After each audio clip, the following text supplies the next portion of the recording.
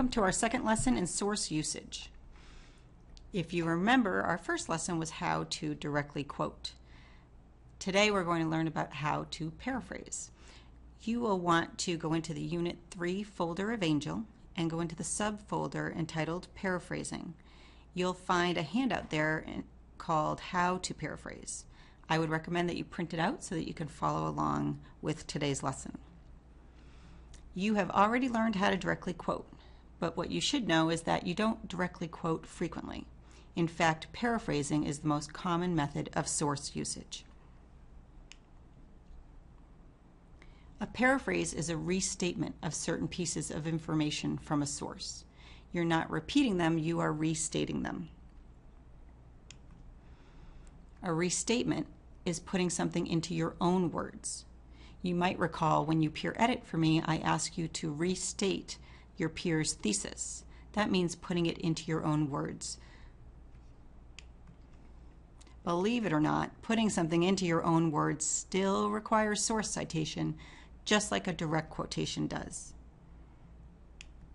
That's because you can't use someone's ideas without giving them credit for those ideas. That's considered plagiarism. So why use paraphrasing? Sometimes you want the information from a source, but the exact words of the author are not that important. In that case, you should paraphrase. Think about Martin Luther King and some of the speeches that he's made. You would never paraphrase Martin Luther King, would you? Because his words are too important. But other times you're reading a New York Times article and it has lots of facts and stats. That's the kind of thing that you want to paraphrase. Paraphrases contain specific information, not general information. So if there are numbers or dates in there, you're going to want to use those numbers and dates when you paraphrase. And again, paraphrasing is probably the most frequent method of source usage that you're going to use as you write research essays. So what should you paraphrase? What makes a good paraphrase? Statistics, research studies, all of those numbers make terrific paraphrases. Dates, times, and places of events also make good paraphrases. And finally, short pieces of information, not whole passages, make terrific paraphrases.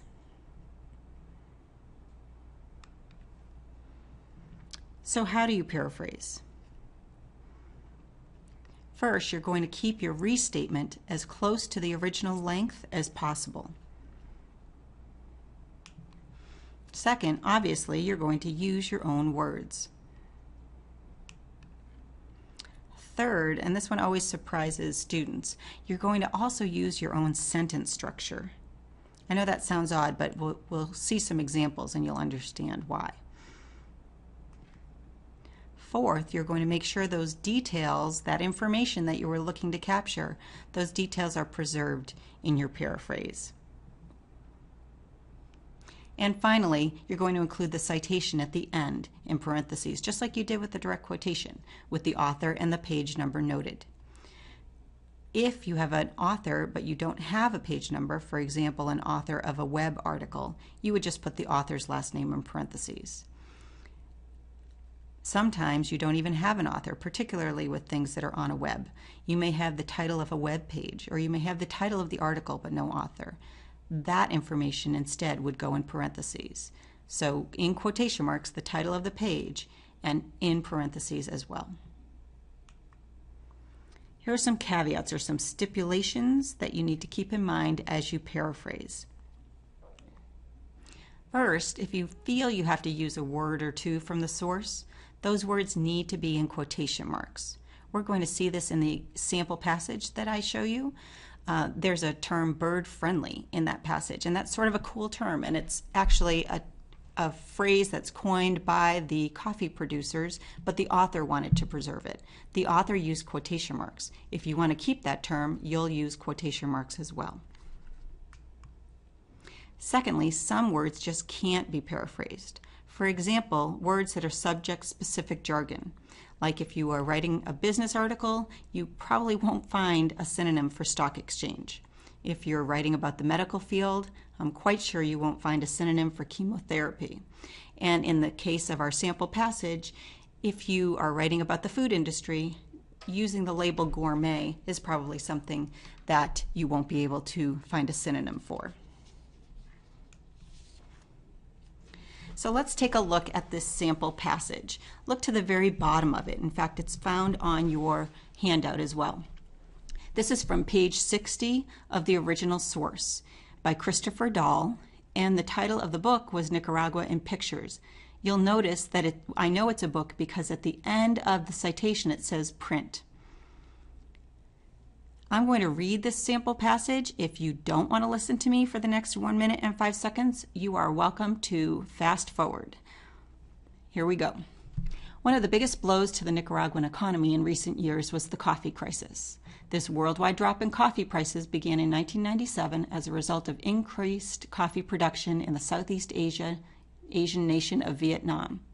During the crisis, which ended in 2003, the price of coffee fell to a 100-year low. This severe drop meant many coffee farmers were paying more to produce the coffee than they were earning in return. To revive the coffee industry, Nicaragua is promoting bird-friendly coffee. Growers want buyers to know that 95% of Nicaragua's coffee is grown in forests that also provide a habitat for migrating birds.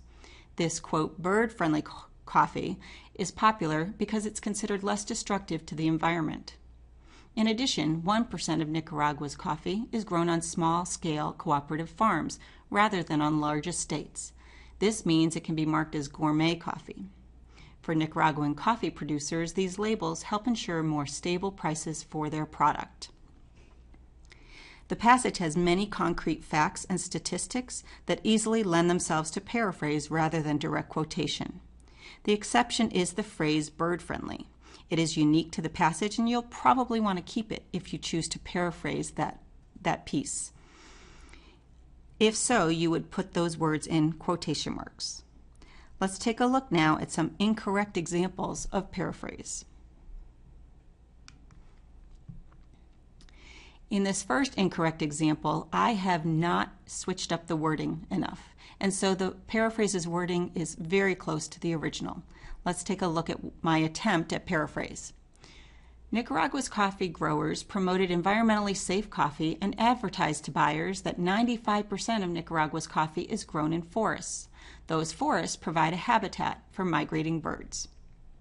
Let's take a look at the original passage to see where I got that from.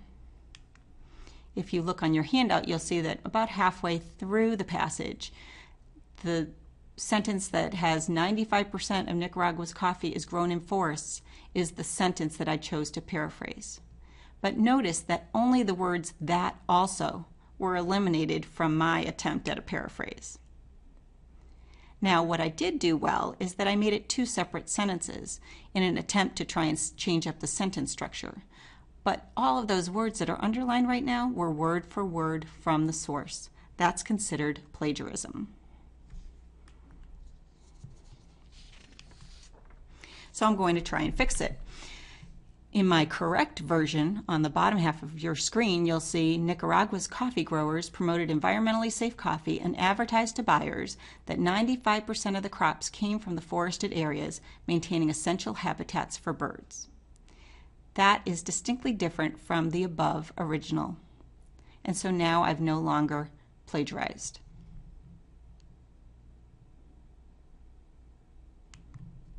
Here's a second incorrect example, and this is an example of a sentence structure being too close to the original.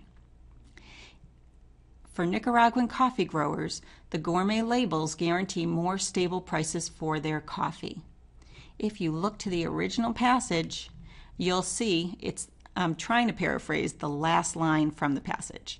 And it reads, for Nicaraguan coffee producers, these labels help ensure more stable prices for their products. I've pretty much copied the same sentence structure. I have for Nicaraguan coffee growers instead of producers, and then the main idea, the labels guarantee more stable prices. That sentence structure is considered plagiarism. Is it really noticeable? Will someone pick up on the fact that you have taken the exact same sentence structure? probably only if they look to the original source. But people will do that, and certainly I will do that when I grade your research essays. But if someone wants more information, they may turn to that original source. And if they frequently see that sentence structure being mimicked, they would consider your work plagiarism. So a corrected version. I wrote, the gourmet label helps guarantee more steady coffee prices. I've pretty much eliminated that "for Nicaraguan coffee producers" phrase so that I am changing up the sentence structure.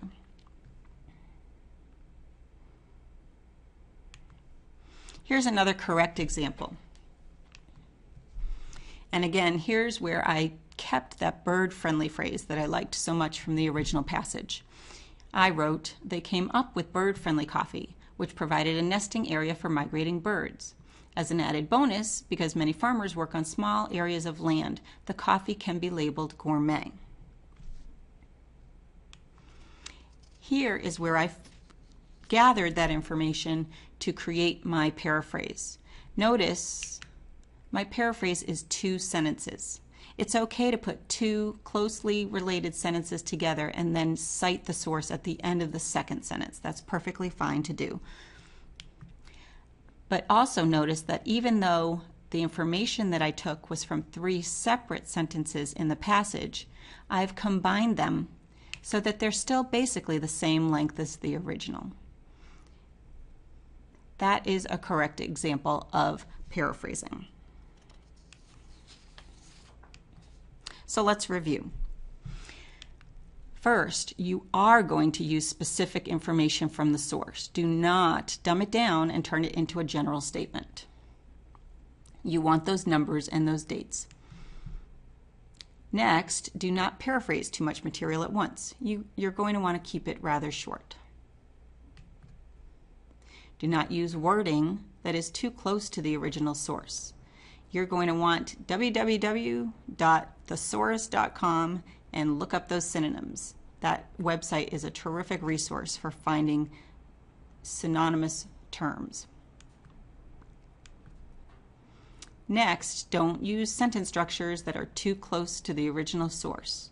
Make a detailed attempt to make it different and unique. Next, don't let paraphrases or direct quotations dominate your essay. It's still your essay, and I still want to hear your voice coming through. Information is important, but you also want to connect that information, and that's where your voice will be essential. And then finally, do cite your source at the end of a paraphrase with the author and page number, or if the author is mentioned in the sentence already, just the page number. And that's it. You have a practice sheet now, also located in the paraphrasing folder in Angel. Print that out and see what you can do about determining whether those paraphrases are plagiarized or correct. Good luck.